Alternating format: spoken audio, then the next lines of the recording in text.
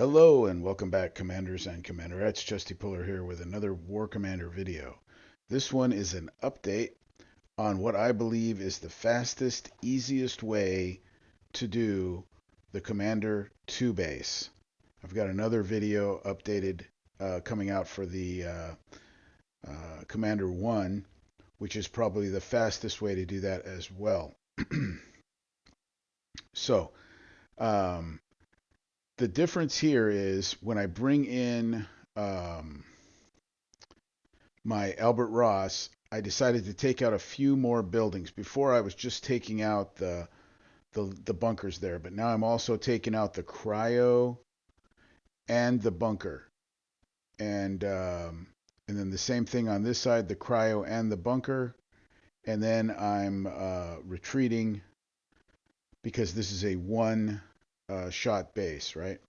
But if you just look at that, I just took out half of the front with Albert Ross.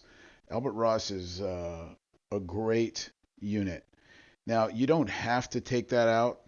Check out, if you don't have Albert Ross, check out my first video where I don't use him.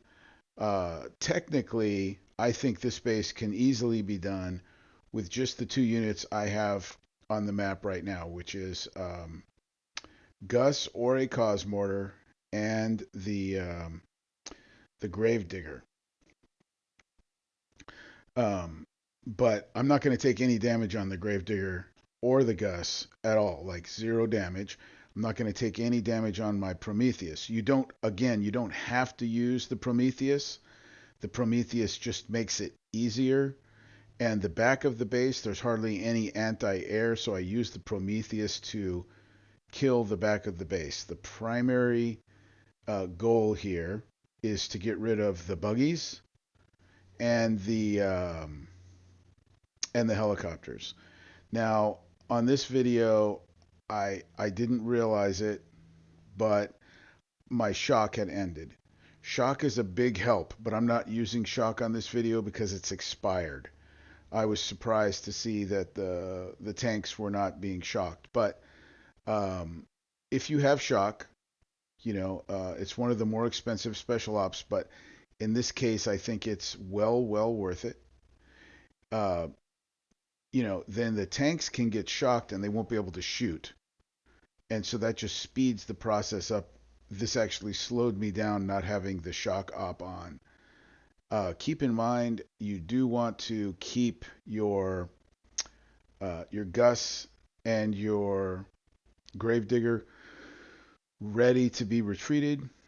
And the reason for that is these things shoot slowly, okay? But if they shoot you, and they should not, because you should be able to get out of their way because their bullets or their shots, whatever type of shots that they are slow.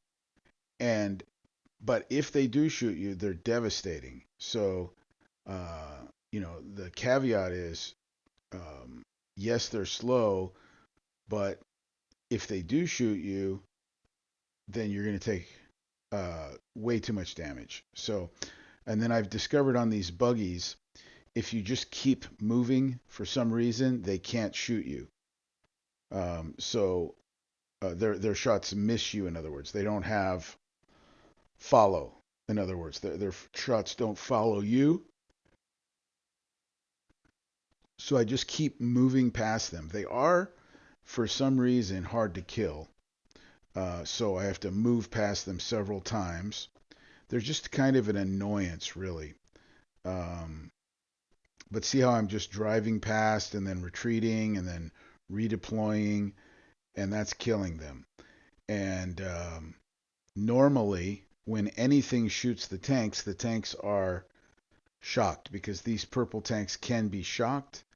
But in this case, I was having to keep them distracted because they were continuing to move, and I was surprised because I was not aware, as I said, that my shock op had expired. But you can't end because it's a one-hit base, and you can't leave the base and put the shock up on because the shock up has to be active when when you initiate the attack. So once this mechanized infantry unit over here on the right side is dead, then you can come over there. Before that, you really can't.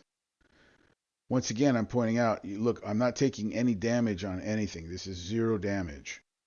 Um, so my goal here is to try and take out the anti-air.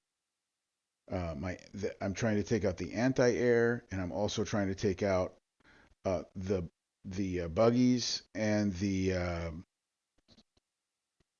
mechanized infantry and the helicopters, and that's pretty much it. After that, I can deal with the tanks, no problem. The Prometheus can easily come in and kill the tanks. But for the Prometheus to come back here, I really do need the anti-air to be killed. Of course, Prometheus is tough. Prometheus has like 42 million hit points or something, so these turrets wouldn't do much damage to Prometheus at all. I have been using Prometheus to really aggressively take out the Commander 1 base, and he takes out all the turrets, and it's still free repair. So you just can't get shot by the mechanized infantry. Okay, the mechanized infantry would cause you damage. I have no idea what the repair time on Prometheus is because my Prometheus has never been damaged. Really, there's no reason to take damage on your Prometheus um, when it's endless amounts of troops coming out.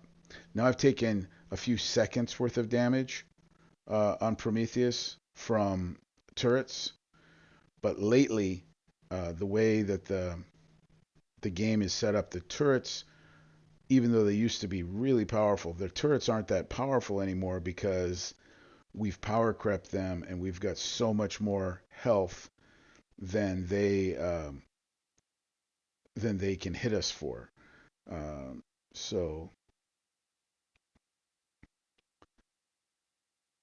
as you can see, most of these over here are ground turrets, and I can shoot the tanks, and I will as soon as I clear a few things out of my way here. I will shoot these tanks and kill them as long as they're not pointing at you, and as long as they're distracted by somebody else. I go ahead and I shoot them. I know that they can shoot air. I don't know if they have enough range to shoot my Prometheus because they've never really um, they do point at my Prometheus, but they've never shot it. And I always move out of the way before their shot hits, so I don't know if it would actually cause damage to the Prometheus or not. To be honest, today is the first time I've ever used the Prometheus, so I'm not familiar with the unit. Um, I've been waiting for this event to use the Prometheus. My Prometheus, I couldn't put the workshop on it, and I was very frustrated by that. I did find the solution to that. It was not a glitch. It's a really dirty trick that Kixeye has played, and I think that they should be punished for it. I think that people should not spend any money on this game because what they have done, the Prometheus from level 1 to 10 only has 500 space, but the good workshop is 1,000.